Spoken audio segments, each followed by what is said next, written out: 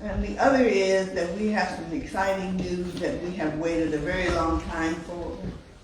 And we just wanted to share with all of you, friends and family, this exciting news that's going to be a game changer, not only for this museum, but for this community. And we are profoundly proud to be able to share that information with you.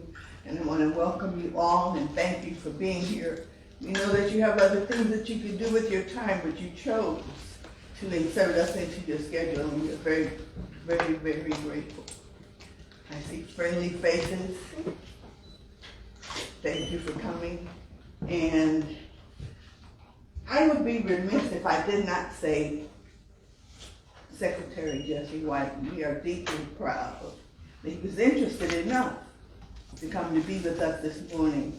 And so it is, I guess, that's enough for me. I'm going to bring to you the president of the museum, Mr. David Peterson, and he is going to share some full details with you. And after everyone has had their few minutes at the mic, we will be open for questions. Thank you once again for coming.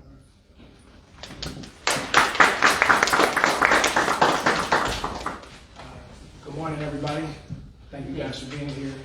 Specifically, Phi Beta Sigma Fraternity Incorporated, Rep. Nichols, David Turner, Congresswoman Kelly, Secretary White, David Doig. Thank you guys all for being here as we make this announcement of the expansion of the 8th Randolph Pullman Porter Museum. 27 years ago, Dr. Lynn Hughes set out to make this a reality. And we're happy because in those 27 years, every corner we've turned, there have been times when we've been undermined. People have not understood the work that we've done, and they thought that the work was a little easier than it was. But time and time again, we continuously show people what it is that we do and why we're here. So us unveiling this community economic development empowerment project today is very important because this is the clear vision of what we have and we know can happen in our community. So with that being said, before I even go any further, I want to just start off by saying that on this block, that we're going to rename 8th Randolph Way. We're going to not only have the expansion of the museum, but there's some other stories that we're going to elevate. You know, there's a lot of stories about protecting women. And with that being the case, we want to make sure that we protect and honor them in the right way. So what we're going to do is we're going to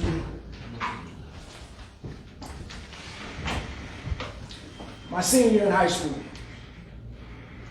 the fall year of my senior year in high school, about 4 or 5 in the morning, my mother woke up and told me that our house was on fire. Somebody had firebombed our house, trying to kill us and move us out of the neighborhood. As a senior in high school, it was a very emotional, experience for me, that I had to carry that trauma with me my entire life. And I vowed as we prayed on that porch that I'd come back and I'd make a change to the best of my ability. Jeez. So what I've done is we bought the building that we once lived in. And we're going to turn this building into the Ladies Auxiliary Dr. Hughes Women's History Museum.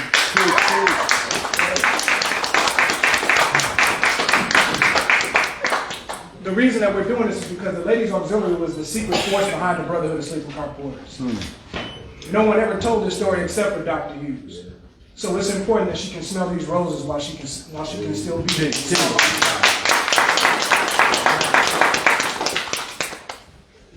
We were the first in the world to ever tell this story, and we'll be the first in the world to elevate this story. And in addition to that, since we have this living legend here, we're also going to do a Jesse White Labor Research Library. Yeah. And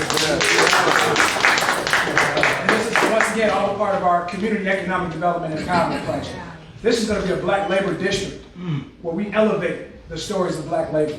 But not only just for show, we're going to create working jobs for people in the community. Right. So people will be able to get training here for jobs. We're going to work hand in hand with the union so that we can get things done on time and in the right way. We're going to make sure that anybody in the community that wants to work can work. If you don't have the skills, we'll get you the skills to work here. And that's why it's important that we stand in solidarity with Chicago Federation of Labor, IBEW, Local 134, Hire 360, and a number of labor organizations. So as we start this off, I didn't mean to surprise you, Doc. Sorry about that.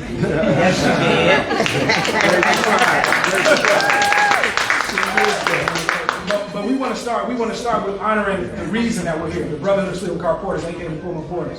So with us today we have Chicago Bulls star Craig Hodges, who's a descendant of the Pullman Porter, and I want him to come on up and say a few words. Oh, brother.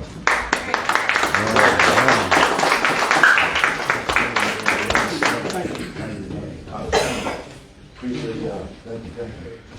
First of all, I just want to thank Almighty God for giving us an opportunity to meet here. And for me, it was a blessing to have my Uncle Edward, who was a sleeping car porter, and for me to learn from him firsthand about what it was about to be a gentleman and how to be dignified in your approach towards things. So for me to be honored with this brother, with the legacy that's sitting here, is emotional on a number of levels, especially at the time where we are today. So there's a lot that we have to do. This uniform that I'm wearing is part of the manufacturing that has to go on to create those jobs. So it's a blessing to be here, especially once again with the people who are here. And for me, it is the beginning of what is necessary for this city as well as the nation. And I look forward to being a part of that. And I appreciate the media for being here, covering something of this magnitude, because usually it's about pain and suffering. But now this is about building on a historical legacy and the shoulders of a giant. So with all due respect, brother, I appreciate this honor and privilege. And to the people of Chicago, be looking for what's coming and be a serious part of it. Thank you and God bless you. Peace, peace.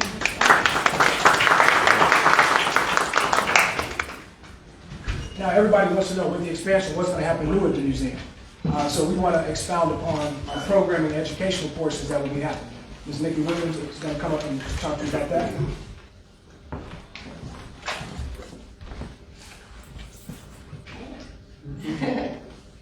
I grew up with this lady behind me as another mother, so I'm honored to definitely be here today. As David said, my name is Nikki Williams Rucker, and I am a 17-year teaching veteran, so I'm coming to you from the education space and mindset. Not only am I a former teacher, and I spent many years in Chicago public schools and private schools, I'm also a product of those same environments. And I can definitely tell you that we are getting education all wrong. And what this campus is striving to do is to right those wrongs. The curriculum and the exhibits and the programming is a much needed change to the future of education. It's based in design thinking and empathy and hands-on learning with real life and application and examples. You can't find that anywhere else. The curriculum, the exhibits, the programming, it provides students, teachers, and adult learners with a clear understanding of the importance of oral history as a means for preserving the history of Black people. That's right. We can't let that go to the wayside. They are teaching students how to use primary source documents to deepen their learning, which is one of the hardest standards to teach in any classroom environment. You can ask any teacher, especially right now with the rise of just social media and believing whatever we see. But yet it is the most tested standard on all statewide exams. So this campus is striving to bridge that gap and provide every single learner with the opportunity to learn these much needed skills. And last but not least, and probably the most important, these spaces will provide an opportunity for the entire community of learners to engage in civil discourse, which creates engaged, informed, and proactive citizens that our democracy depends on. We need more spaces like this, which are providing the much needed change in how we look at school, from one building to an entire community, where every house, every conversation, and in every seat, there's a learner. Wow. To God be the glory.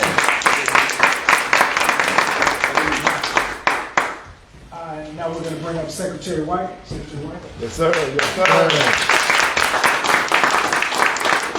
Thank you very much to Dr. Hughes, to David Peterson, to Mr. Doyle, my good friend Craig Hodges. My brother. Yes. My good colleagues, Robert Kelly, and to you ladies and gentlemen. I did not come here today to check your driver's license. I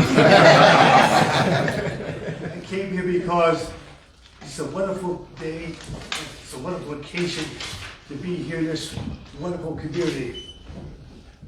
I'm here today where you honor the National Philip Randolph Museum, a place where individuals could come to become better educated, better informed about the labor movement.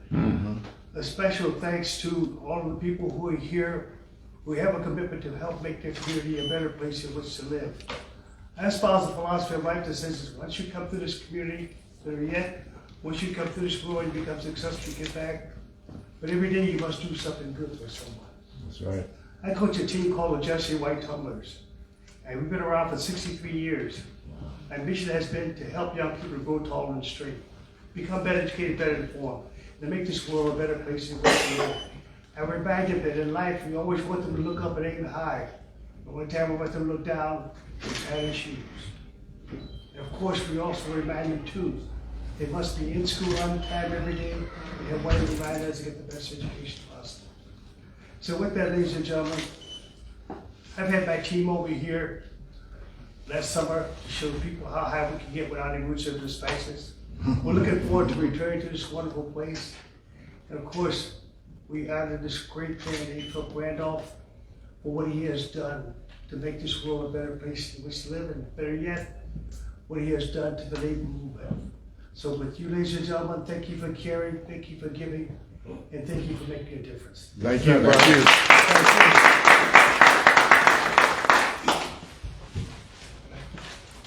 Now we're going to bring up Mr. David Turner. Good morning. Good morning. So, from what I can tell from our records, A. Philip Randolph became a member of Phi Beta Sigma around about 1920. And today, our president, our international president, the Honorable Chris Ray, talks about our mission to empower a generation of men to believe in advocacy, community service, and engagement. And men like A. Philip Randolph and Harold Washington, who also shares this day as his birthday, were carrying out that legacy, or carrying out that mission decades ago, and so we stand on their shoulders. Years ago, when I came back to Chicago, Dr. Hughes, and connected with the museum and Dr. Hughes, she has a very direct, pleasant but very direct way of communicating, and in short, she said, David, the Sigmas need to step up to A. Philip Randolph's legacy.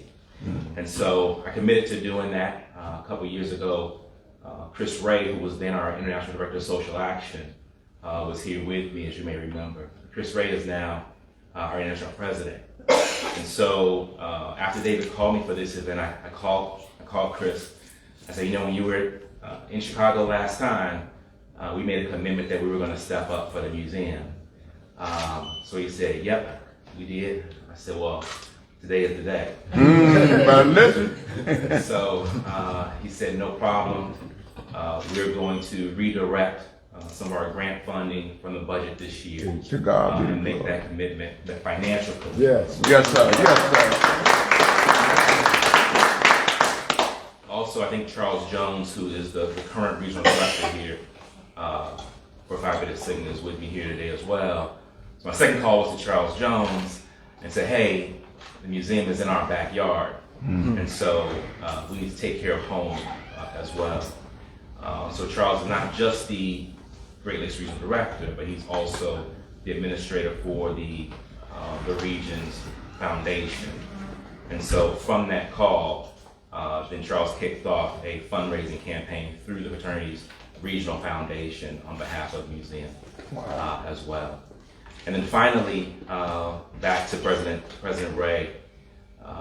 One of the things that we recognize is that Dr. Hughes has done just an amazing job in recognizing her commitment to the legacy of A. Philip Randolph. And so you'll have a special invitation to our conclave coming up, where you'll be awarded a national award from our president. Yeah. Wow.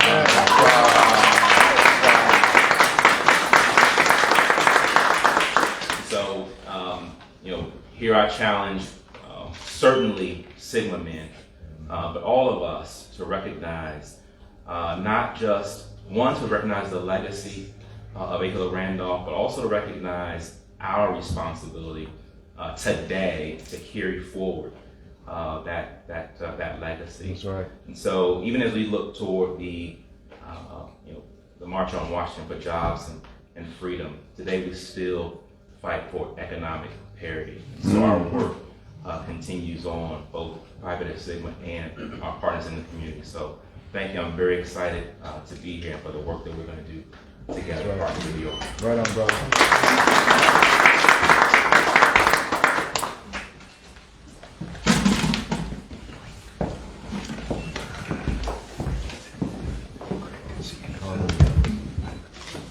Is Anna Marie here? I heard the doors opening. Is Anna Marie from Higher Education? Okay, Anna, you can come on up to the front, Ms. Please make a little space for her. Yeah.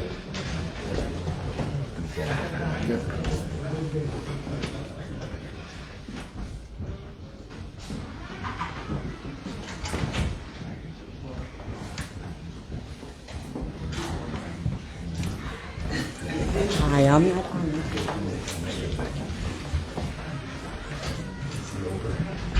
Good morning, everyone. Good morning. My name is Jada Lee. I'm team lead recruiter here at Hire 360. I'm here on behalf of Anna Maria, Director of Workforce Development. Here at Hire 360, we strive every day to getting African Americans and minorities into unionized construction trades, and also hospitality as well. Culinary program. I'm at Food McCormick. Can you hear me? Can you hear me now? Yes. So that is our goal, that is our mission, that is our focus. From plumbing, electricians, electricians 134, 9 line maintainers, plumbers. Whatever the candidate's choice is, that is our goal, to prep them all the way to a unionized construction trade. I enjoy what I do. I've been with Hire 360 for about 2 years and 4 months now, and I have seen a change in the number, a huge increase with candidates joining unionized trades. And so that's what we do here. We definitely look forward to being a part of this mission, and prepping candidates and training them along the way to start a new career. Thank you. Thank you. Thank you.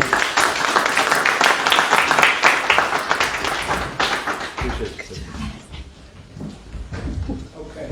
We also have one of our friends in the museum community. I saw just walking, Ms. Perry Ermer. President of the DuSable Museum. Oh, yes. Right. And a little fun fact, Margaret Burroughs was one of Dr. Hughes' mentors when she was starting the museum. Oh, yeah. Good morning, everyone. What an honor and a pleasure to be here. You know, you guys have done such a fabulous job here. I see my buddy David Doyle, and of course, our wonderful Congresswoman, and how are you? Good to see you. Congratulations to everyone. You know, it is so wonderful when we see an African-American institution in these days when people are trying to deny our history. Better listen. Okay? And we have a right to learn. Yeah. And not only black students have a right to learn, but everyone has a right to learn our history, which is American history. And this incredible chapter in our history has to be promoted, it has to be revealed.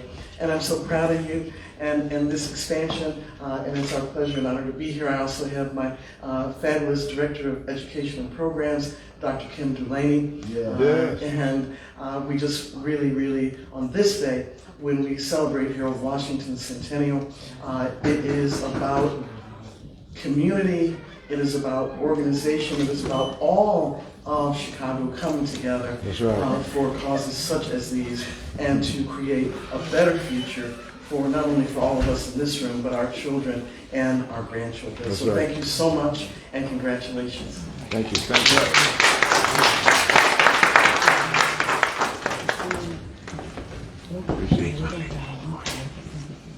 Okay, now we'll have Rep. Nichols. Say a few words. Ooh, man. Listen. First, I want to give all honor and praise to the Creator. Without Him, none of us would be sitting here today. I give the same honor and praise to our ancestors and the elders in this room. Without your infinite wisdom and struggle, none of us would be sitting or standing in this room today. To the youth, if there are any young people in this room, you can be anything you want to be. You can be the president, you can be the vice president. Never let anybody tell you what you can and cannot be. You can be anything, because there's going to be a lot of people telling you what you can't do. So I am a product of what you can be. I'm State Representative Nichols from the 32nd District. I was born and raised in Cabrini Green. I was actually, Mr. White was one of my teachers. It's ironic that we all stand in a place of not only legacy, but this brother right here. God listen. Hey man, and I must start crying. I don't think I'm having a nervous breakdown. I'm an emotional guy, my man. Brother. You know, I got a family, I got children. But the work that this brother's doing, Yes, sir. Yes. the intellectual capacity and ability that this brother right here has. If there's any elders in the room, they can say, "Job well done." Job well done. Absolutely. Because your spirit and your energy. Yes. When I first met this brother, I was not state representative. You know, and we was working on things, and again, you know, I didn't choose this job. This job chose me. Yes, sir. And I respect all of the people that came before me to do the work that we need to continue to do. Yeah. I just want to say thank you. Yeah. And everybody, we should get it done. Yes, sir. God be the glory. I hope somebody really does a real in-depth article that leads to a book on you and your family, because what he's been through is man, you are anointed, you are blessed, because you are here for a reason. That's right. That's right. And I'll leave with that. I am a member of Phi Beta Sigma, and our vice president here and the rest of the brothers. I remember when we came over years ago, and I paid my dues. Man, you know, everything that you're doing is righteous. And that means it's going to be covered. And always, remember, we always say, don't worry, because everything you need is going to be given to you. Because this is about this community. That's right. You know, this is a historic community on 3 levels of government. That's right. And we have a legacy here. Can't deny it. Yeah. And it's written. You know, so we gotta really get out in this community. We gotta make sure people register to vote. And we gotta make sure people understand the voice of this community. So that when we move this legacy, what this man went through, man, y'all think we got it difficult. What he went through, No doubt. you know, he ain't have no cell phone, did he? God listen. You know, think about it. He didn't have all this technology. That's right. And he was able to reach the masses. And your uncle, Mr. Hodges, it's like those men were dignified. No time. They was respected. So I just want to leave you guys with that, man. And I'm just so blessed to be here. Thank you to our Vice President for actually bringing all those nuggets to fruition for this museum. And thank everybody here. Remember, if there's one thing we can do, we can register to vote so our voices can be heard. Right. And we can be emotional, and we can start talking in our homes. We have to register. That's right. You got an 18-year-old in your house, we got to register. That's right. Don't let nobody fool you. They say, oh, that don't mean nothing. Yes, it does. Yes, it does. Yes, it does. From the governor to judges, God listen. we got to make sure we put the right people in the right seats. So I'll leave y'all with that. Appreciate it. I ain't gonna fight. I love y'all. Thank you so much. Now, before I bring up our last 2 people, I want to make sure I see a couple more people coming. I want to make my acknowledgements. First and foremost, thank you to one of my child mentors, Mr. Wallace Gator Bradley. Thank you, sir. Thank you for Mr. Tracy Murphy being here. I see Kelvin Harris from the county. I see Mr. Julian from the Pullman Historic Pullman Foundation. Thank you for being here. Our volunteers, Mrs. Brenda Scott with CAPS. Thank you. I see your hand moving back there. Thank you so much. Our Director of Community Outreach, Mr. Samuel Mormon. Also, my personal motivation for doing a women's space, and particularly working with Hire 360 to get some good union people working with us. My girlfriend Chantal Grant, who's a woman developer with Grantstone Development, me and her worked on a project together, and I watched how much trouble she was going through working with people who weren't union. And it made me so upset because she reminds me so much of my mother is scared. You know, so I wanted to make sure that we put in place practices to protect developers. Her beautiful son, my bonus son, Mr. Craig. Please stand up and show everybody your outfit, Craig. Brother Craig. I'm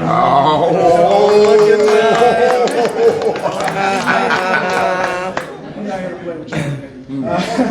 But I just wanted to make sure I made those acknowledgments before we brought up second to last, Mr. David Dewitt. We're going to say the best for last, Congresswoman.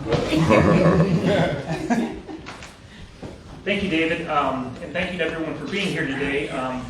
I just wanted to kind of talk through some of the expansion plans. So I'm the president of Chicago Neighborhood Initiatives, and we've done a lot of development here in the Pullman neighborhood, and we're particularly excited to be partnering with David and Dr. Hughes on this expansion. We own the building next door, and so what we're going to do is basically double the size of this museum. And, with that, we're also going to redo all of the grounds. We're going to redo the parking lot, increase the exhibit space, increase the office space, make this really a destination. As David mentioned, you know, we're in a national monument. This is the only national monument in the city of Chicago. President Obama designated this a national monument in 2015. And so a critical part of the Pullman story is, of course, the Porters. And that story has not been fully told. Absolutely. And it needs to be told. And so we want to make this a facility that can be enjoyed by everyone, so that there's a history that's being told, not only about the labor history of Pullman, which is important, or the town planning history, but the history of the Porters and what they've meant, not only for unions, but for all of America, and particularly the civil rights movement. And it is exciting today to be here on the birthday of A. Philip Randolph to be talking about this history. And so we're excited to be partnering with the museum, and we've got big plans, and maybe a few months from now we'll be standing in a combined facility that includes both of these beautiful historic Pullman row houses and enjoying a ribbon cutting. So again, we're excited to be a part of this and look forward to working with you all. We do need to raise money, so if you have your checkbooks and you want to write a check, I'm sure Dr. Hughes would welcome that. But we've got some fundraising to do. But with your support, we know we'll get it done. And again, it's a privilege to be here today. So thank you. Another acknowledgement before we bring up the wonderful, outstanding, amazing Congresswoman Robin Kelly. Yes, Robin. We want to thank the people behind the scenes that make all of these type of events for us turn. Our amazing event planner, Tiffany Merrills with Merrills Events. Thank you so much for all of your work. Our outstanding publicist, Ms. Whittington. Thank you so much. You came in and turned this whole thing around for us. We thank you for helping us get this story out. And now we're going to bring up Congresswoman Robin Kelly.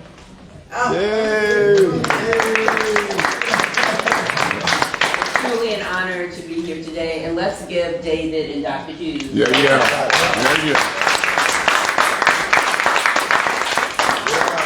I don't even know if Dr. Hughes knows this all about me, but it's extra special to me because I was born in Harlem, so I was born about 10 minutes from where that museum, for where that meeting took place. So many years. I wasn't born then. And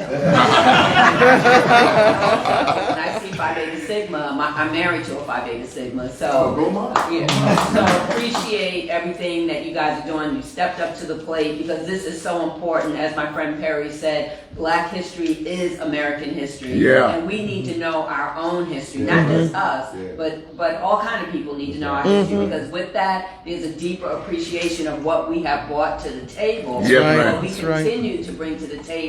When you think about our young people now, they saw a Black president. That's right. They see a Black vice president, and they're going to see a Black Supreme Court Justice. And we need to keep that going, we need to make sure we're breaking one glass ceiling after another. And when we get there, we need to bring everybody else forward. We may be the first, but we simply cannot be the last. And what I hope to bring to this party is that soon we will have a bill that will not only have this as a national monument, but a national park. All right. We're working very hard on that. And what that means is more resources for this whole Pullman area, more resources for what Dr. Hughes and what David want to do. So we are pushing in Congress, in the House and the Senate for that bill to pass, and it actually did make it to the next round. I'm happy. Wow, to God be the glory. Hopefully, you know, by the time 2022 comes to an end, President Biden is signing that bill. So thank you guys so much. Thanks for all your support for this beautiful vision of Dr. Hughes. We just have to keep it going. Thank you. Did anybody else do? Okay. Oh, we have our superintendent from the National Park Service here, Ms. Terry Gage. Terry, would you mind coming up with us? Please let her come up for you. Terry is our new superintendent here. We're proud and honored to call her a friend and partner. Thank you, David. You go up there.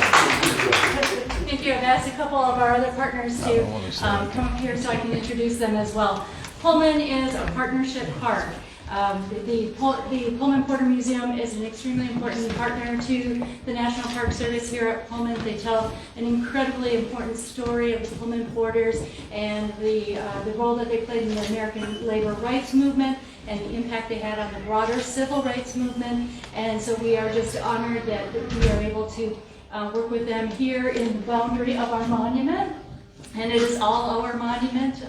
It encompasses the entire neighborhood from 103rd down to 115th. So we should all stand proud and raise our hand that this is our monument and hopefully soon to be a National Historical Park. I want everyone to know that we work as a team, and we have a couple of important representatives of from our other team organizations. Levi Bray is the superintendent of Pullman State Historic Site. I work with Levi to co-manage our co-located sites down at Cottage Grove at 111. And standing next to Levi is Julian Jackson, who is the executive director of the Historic Pullman Foundation. They are the official friends group for the monument, and so we will all stand together in supporting the Pullman National A. Philip Randolph Pullman Porter Museum. Right. So thank you for the opportunity. So in closing, just for the record, for the sound bites for the media, today we are launching the Community Economic Development Empowerment Project, a neighborhood stabilization plan, a $30 million neighborhood stabilization plan that will turn this into a black labor district encompassing the Dr. Hughes Ladies Auxiliary Women's History Museum, Jesse White Labor Research Library, the expanded museum, as well as Pullman Porter Road, and several other surprises that will come on this block. In addition to still keeping our eyes focused on the A. Philip Randolph Cultural Complex at the historic Pullman Firehouse. So everyone take that with you. Please send it out in the media. Once again, we're raising $30 million. Yes, sir. Once again, that's $30 million. Yes, sir. Thank you, everybody, for coming. Thank you guys for standing in solidarity with us, and thank you for continuing to do this work with us. God bless. You as well.